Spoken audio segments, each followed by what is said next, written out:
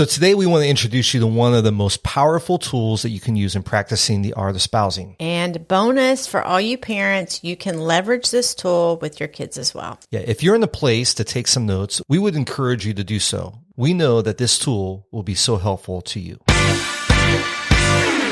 Hello, welcome to the Art of Espousing podcast. Thank you for taking time to listen to the show. We know your time is so valuable, so we appreciate you spending time with us. Yeah, we love meeting and talking to people who are regular listeners to the show. Your encouragement means so much to us, and we appreciate you sharing the podcast with your friends and family. There's no better promotion for the show than for someone who has found it beneficial to share it with someone that they love. We believe that every marriage can move from mundane to a masterpiece. It requires intentionality, practice, and hard work, but the end product can be beautiful. Our goal with every single episode is we would give you tools that can help you in your marriage not just survive, but thrive and move forward in strength. So a couple things that we want to make you aware of. First, we just recently launched our website, artespousing.com, and you can find all the show notes to past episodes. We're also posting blog posts that go along with previous episodes as well. There also are some great resources that you can access on the site. So we'd love for you to go and check it out. Again, it's artespousing.com. The other thing we want to update you on is that we are coming to the end of season 2. I can't even believe that we've done this many seasons. I know, it's been a lot of fun. I know it has. So we have 2 more episodes remaining, and then we're going to take a short break over the holidays. But during that time, we're going to be working on season 3. So we're excited about some of the guests that will be with us next season, including Jimmy and Irene Rollins, Beth and Jeff McCord. They're the authors of Becoming Us. And we're also going to have Ted Lowe, the founder of Married People. And there's so many more guests that we're going to have. So we're really excited about that. We're also planning on bringing some great content that will encourage and strengthen your marriage. But we'd love to invite you to give us some input on topics that you think would be interesting for season 3. You can connect with us on Facebook or Instagram, or you can email us with your thoughts. Okay, James, I'm ready to jump into today's topic. You were introduced to this tool while being a certified coach with the organization called Giant. So let's tell them a little bit about the tool. Yeah, so I'm super excited about this. It's really one of my favorite frameworks, and it's all about empowerment. It's called the Support Challenge Matrix. And the reason this is so cool is because we have the opportunity as a husband and wife to empower one another and that we can live our best life. So what I want to do is I want to describe a picture. Okay, so you know what? People, if they're driving and listening to this, they're going to have to create this in their imagination. Right, but I will put this image in our show notes. I know, but if they're driving, I'm just encouraging them already. Get your brain prepared. Yeah, imagine this. But if you are listening, you have a pencil handy, some paper in front of you, I'll describe it and you can draw it out for yourself. So if you draw a picture of a big plus sign with a vertical line representing support and the horizontal line representing challenge. So bottom of the vertical to top of the vertical represents low to high support. And then left of the horizontal line to the right of the horizontal line is low to high challenge. So you have before quadrant drawing. Perfect. Each quadrant represents a different way that behavior is expressed in relationships. If you're imagining the picture in the top left-hand side, which represents high support and low challenge, the word is protector. Okay. And at the bottom right corner is high challenge, low support. That word is dominator. At the bottom left, which is low challenge, low support, is advocator. Advocator, and that would be right under protector. Right. Because I'm not drawing this, I'm visualizing it in my head. You're doing such a good job. Okay. And right above dominator in the top right-hand corner would be liberator. Okay. So how this works is if a person is a protector, that means that the way they interact with people is that they are high support, super encouraging, loving, you're doing a great job, doing a fantastic job, but they're bringing low challenge, which means that they're not pushing a person forward or calling things out that maybe would help the person be better. Right. Got it. A dominator would be a person who gives a lot of challenge, a lot of critique, a lot of pushing forward, but doesn't give a lot of love or care or support. So everybody, all of us, everybody listening today operates naturally in one of those two areas, that they're either naturally a protector or naturally a dominator. So Lisa, which of those two resonate the most with you in our relationship? Absolutely 100% protector. Okay. So I am high support and low challenge. So James, you may disagree and with the low challenge aspect in our marriage relationship. Just kidding, not kidding. Because you may be like, you challenge me all the time. That's true. I am actually a natural protector, giving a lot of high support. But all in all, I'm a verbal encourager. And obviously, as an Enneagram 2, I'm an over-helper, strong advocate for others. I have had to and will continue to work on balancing out by giving and providing more challenge. Right. Because I know that I'm mostly high support, so I have to work on giving challenge, which is why I would say in our relationship, I've worked on that, of being a bit more challenging, which takes a little bit of energy for me. Yeah, and that's a great thought. So you're naturally a protector. My natural tendency is a dominator. So I am good at bringing challenge. If you listen to the podcast, you know that I'm an 8. Challenge is natural. That's a core motivation for me. I have to really work hard at encouraging and bringing support. And one of the words that is really good to understand is the word calibrate. When we understand our tendencies, we can begin to calibrate the amount of support or challenge that we need to bring to our spouse. As a dominator, I know that I need to calibrate support. I need to bring enough support along with my challenge or my encouragement or my pushing on you to make sure that you are empowered. So if we go back to the model for a second, everybody has a natural tendency to either be a protector or a dominator. Yes. On the other two extremes, we have advocator, low support, low challenge. Somebody who advocates their leadership or advocates their influence usually is a result of hurt, fatigue. They've just kind of given up. And in a marriage relationship, you can sometimes see this if they're indifferent or apathetic. If one of the spouse or somebody's apathetic in a relationship, they've advocated their influence or their leadership. Do you think they could be just exhausted from trying to make it work? And then on the top right is Liberator. The point of this tool really is that everybody would strive to live in that Liberator quadrant. The way you do that is going back to calibrating. So the way that I can empower you as my wife to be all that you can be or to live to your fullness is in our interactions or in our dialogue, or when I see an area that you could step into that I need to calibrate the right amount of challenge and support so that you can feel liberated, you can feel empowered. So James, you're a natural dominator. It's important for me to bring more challenge than support to help liberate you or empower you. Is that right? Is that the way you're saying this? Yeah. Since I'm a natural high support, low challenge, I have to calibrate in coming to you with a bit more challenge. Yeah. Yeah, which is actually a bit foreign to me because, and sometimes I come out a little hot on that, right, trying to bring it. You make a good point, because what you need as a protector is support. Right. What I need as a dominator is I need challenge, right? Correct. In order for you to empower me, to liberate me, it doesn't work to give me all the feels and like, oh, you're so great. And some of that's good, but there also needs to be a little bit of, hey, here's something that I see that maybe you don't see, pulling out a blind spot. And I resonate really well with that. In the same sense, if I come out very direct with you without first of all going, hey, you're doing a great job. We just had this conversation about Enneagram because you're leaning into your 8 voice and trying to access that.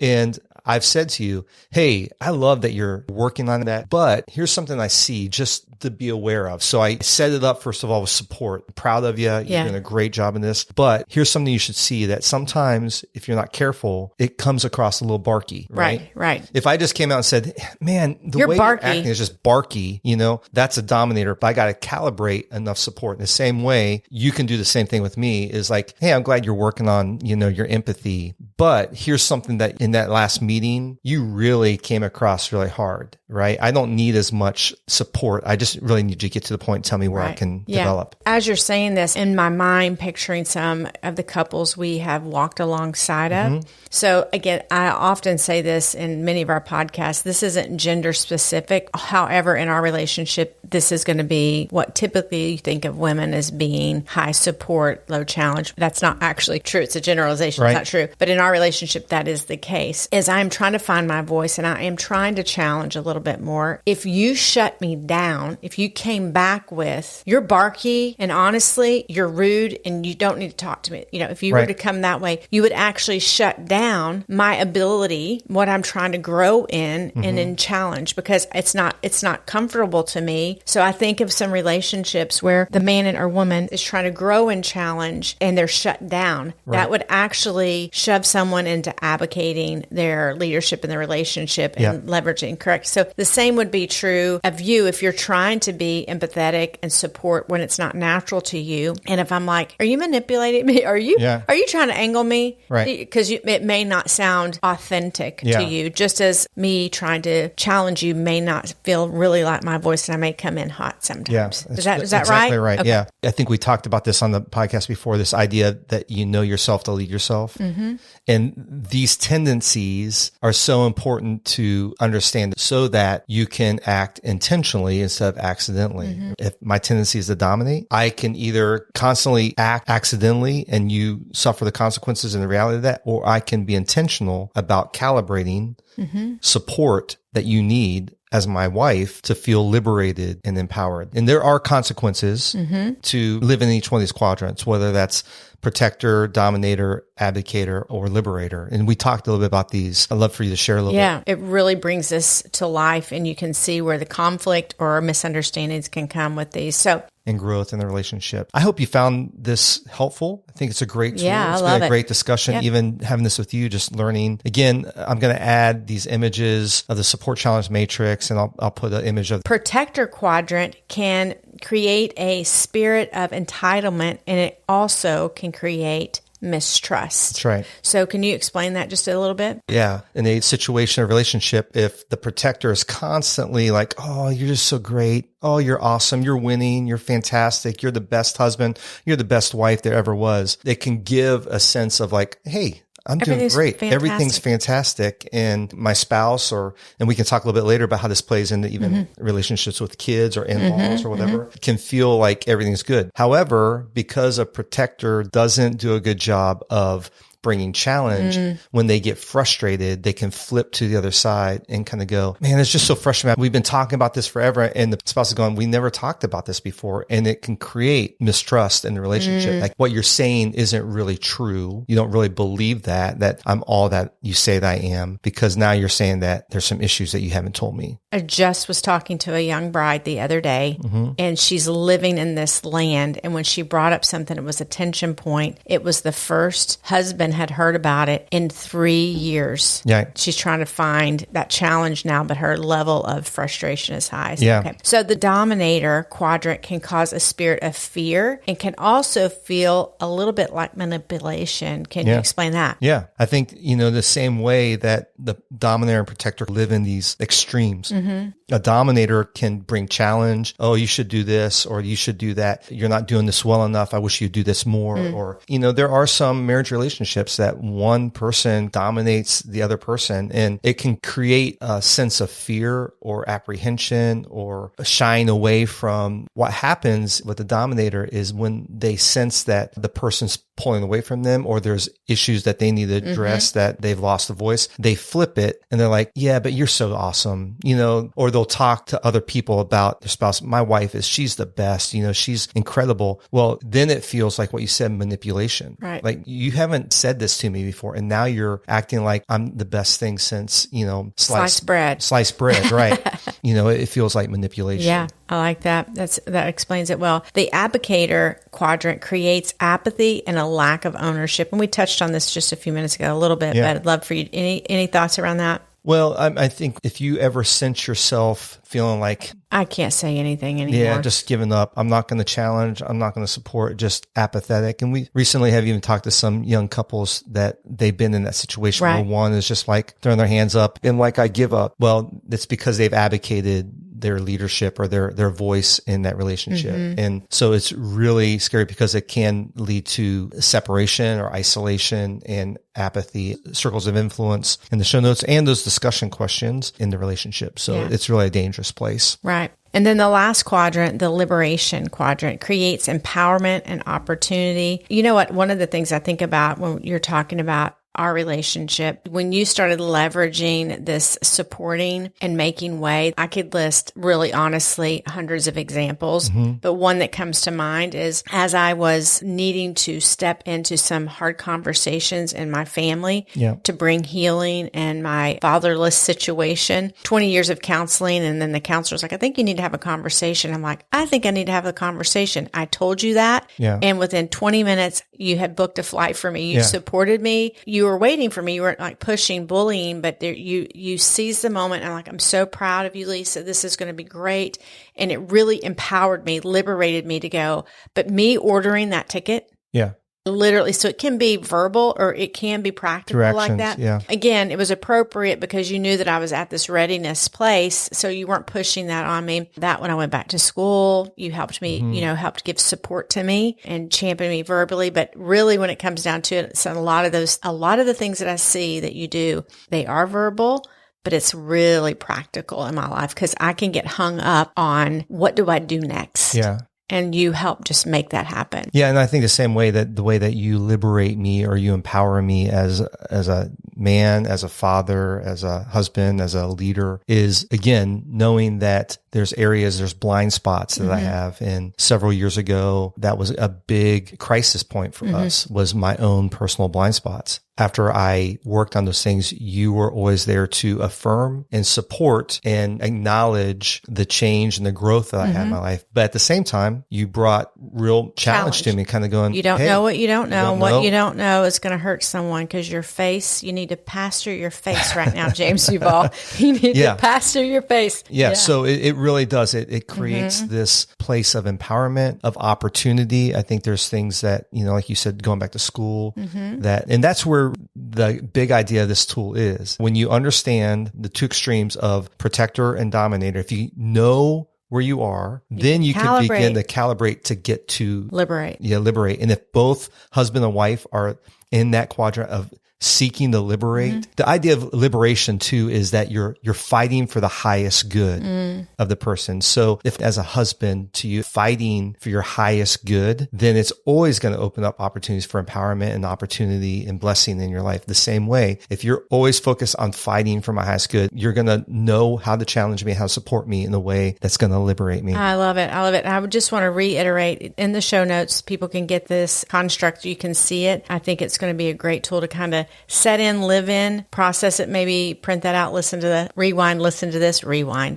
We don't even have rewind anymore, James. That's a cassette tape. But you know what I mean. Listen back and just contemplate, think about how that is and maybe some situations around that. It would be really healthy for your relationship. Well, if it's okay, if I can take it one step further, I think a great way to take this tool outside of marriage, especially those who are listening who are parents, is to take the same construct and overlay it with your family. What do your kids need? We have 3 kids. And Lisa, each one of our kids actually needs to be calibrated, support and challenge differently, right? Right. When I think of our kids, I think there are seasons and situations that require a unique calibration. I mean, obviously different ages or seasons of life. So often with Alex, I provide a lot of support. She's our oldest. As an adult, she needs processing of ideas and decisions. And really it's my mental space and my language that I give support to her. Like, oh, that makes sense. I can see why you would think that. But then I actually do leverage challenge, and I may say, because I know it needs to be a little bit of both. Are you open to an idea? Because and she would say yes. I would invite myself because she's an adult. Are you open to an idea that you may want to see this differently? And she may say yes. So then I offer a bit of a challenge, but she's initiated this conversation.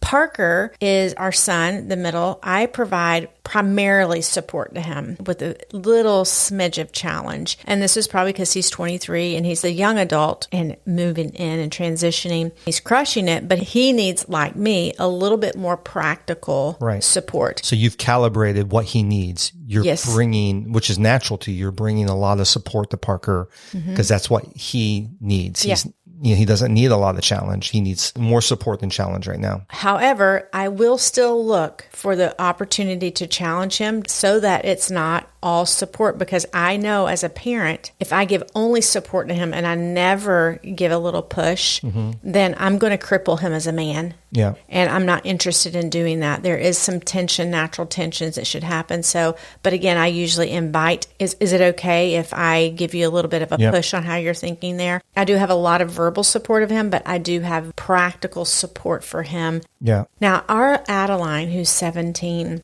she needs a lot of challenge. She does. She is your daughter. If there was a cookie cutter and we just cut and then made another person, but just happens to be, mini you in a female form. She's a really strong girl. She's incredibly smart. When I said seasons at the beginning, that's what I mean by in this season. She is 17, so she really knows a lot, or she thinks she does. Knows everything. She actually knows. As a matter of fact, if anyone needs any life questions answered, she probably could answer them for you. No, I'm just teasing. She really is a smart girl, but she's just 17. She hasn't had life experience to know. But her personality, because she is a dominator, I have to really come with that. Right. And I think you could probably explain, and I'm open for you to do this, if I give her too much support without challenge, because you know what it feels like, how that would feel. And you've seen it. Yeah. You've seen me do that in the backfire that comes. Well, it's just interesting as we're talking about this now, it hit me that it actually is easier relationally for you with Parker and Alex than it is with Addie. And part of that is because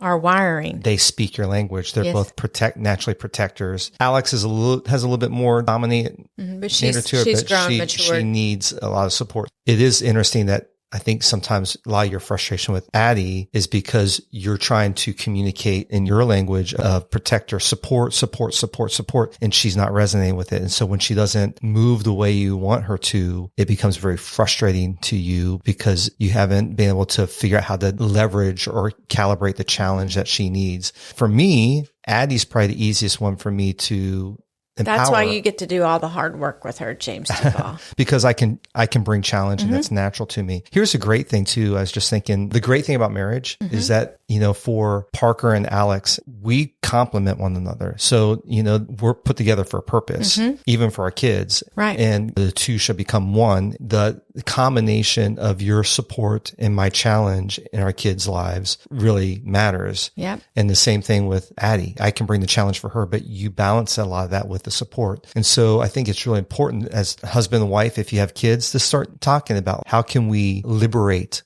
our kids? What do they need? How can we come together? And maybe if there's a child like Addie who needs a lot of challenge, maybe one of the parents, like myself, will take more of the front on bringing that challenge, and it's calibrated together as a couple with support. Yeah, it made me think of a recent coaching situation where she needed a little bit of challenge. I tend to use a lot of words, which is I'm trying to show a lot of support before I deliver the punch of the challenge. And really, I don't know if this applies in this whole situation, but basically we made the decision that you were going to disseminate the new protocols for the house and social media, because I would be like, this is the reason why, and I want you to know you're great, and blah, blah, blah, blah, blah. And you're like, no, you're not having that. You're not going to get that app back on there. And it just was. And she's fine with it. And she's fine with it. But if I would have done that with all that high support, it would have exhausted her and irritated me by the end of the whole time. Matter of fact, that's real talk, James Duval. That is real talk. So this is a great tool if, if you think about like circles of influence flowing out, you lead yourself first. If you're in the center and the concentric circles coming out, yourself in the center, family, friends, after that, community, whatever that is, your workplace. And you can actually kind of scatter plot what you do in each of those areas, because there's places that I'm more of a protector than I am a dominator. There are places that I abdicate, and then there's places that I liberate. So the idea is that I want to be a liberator in all my spheres of influence. But it starts, honestly, first of all, with me as an individual drawing a circle around myself and calibrating support and challenge to myself. So can you give an example of where you advocate? It could be leadership or whatever, but it would be great to understand what that practically looks like, so that someone can translate that into their life, home life, married life, parent life, work life. To be honest, I think there have been seasons in our marriage that I have abdicated in parenting. Like I have to focus so hard with work that I'll come home tired and I'll just kind of like, whatever. Yeah, whatever, In that moment, you're not providing support or challenge. No. Okay. Apathetic, right? Okay. It sounds terrible, but I think it's real. It's real. I think everybody has places that seasons of fatigue or whatever. I think naturally for me, the place I've never really struggled with liberation is with you in a relationship. Even before you knew this construct, even before, even as a dominator and an Enneagram 8, there was something, just God's grace on us that you were always encouraging in that way. Right? Yeah. I don't know. How about you? Any place that you would? I think maybe some of my advocating comes in my work life more than it does in marriage, because I do feel like you open the door for me to be a challenge when I need to. So I don't feel like I can't challenge in our marriage relationship, and or if I see something in leadership with you, you're right. So I would say, would you agree that's probably where I do that most? Yeah, I could see that you can do that for sure. Yeah, because with kids, I'm going to always be high support. And so I'm always going to be up in the protector. Yeah. If I err on anything, I don't advocate with them. I provide too much support without enough challenge with all of them. Yeah. And so I grow weary of sometimes organizational issues that go along with any organization you work at. Right. And those things, I become weary in it. So then I just give up. And it's really, like you said, it's all about me. Yeah. It's not about, this is like that whole idea of like, wherever you go, there you are. Like, it wouldn't matter if I picked myself up out of this church environment, put myself at Kellogg's corporate offices. I always say Kellogg's corporate offices. I don't know why Kellogg. Maybe I really want cereal. I haven't had cereal in a long time. Anyway, I think there I would get exhausted with organizational minutia and probably grow weary and advocate leadership. So I really am saying it's not about where I work. It is about myself. Yeah. So as we wrap this up, let me just recap. Okay. And then I think you have maybe some questions, I think some discussion that we can give couples. But if you just remember the two extremes, protector, dominator. Dominator is high challenge, low support. Protector is high support, low challenge. And the two other ones are the result of either or. Yeah. Okay. The result of either or. Every single person listening lands naturally. Their tendencies is either going to be a protector or dominator. Determining what that is going to help you know how to liberate everybody in your sphere of influence, especially your spouse, your most important relationship. I love it. So here are a few questions you can use with your spouse to discover how to calibrate the support and challenge that you both need to liberate one another. Yeah. So here it goes. Number 1, how do you experience me in our relationship? Now you have to be pretty strong and in a good space. You don't make sure that you've eaten, you're not hangry before you ask this question or super tired. But what does challenging me look like for you to feel empowered? So the second question, what does challenge from me look like for you to feel empowered? And then the third question is, what does support from me look like for you to feel empowered? Yeah, and we'll put those in the show notes too as well. Yeah, if you really want to get vulnerable. If you are a protector, you can ask, have there been ways that I have created mistrust because of my lack of misuse of challenge?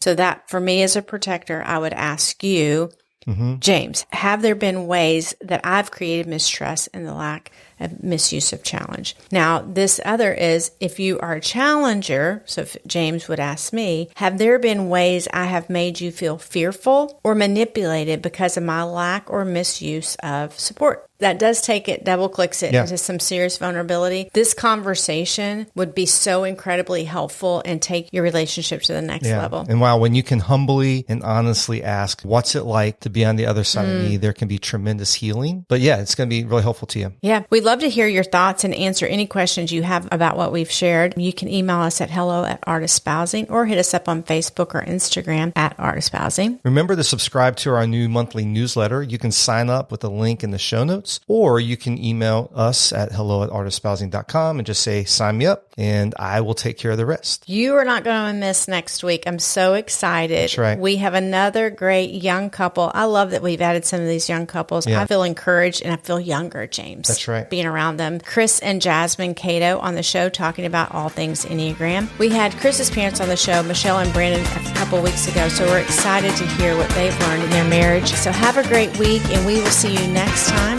on the Art Espousing podcast. Until then, bye-bye.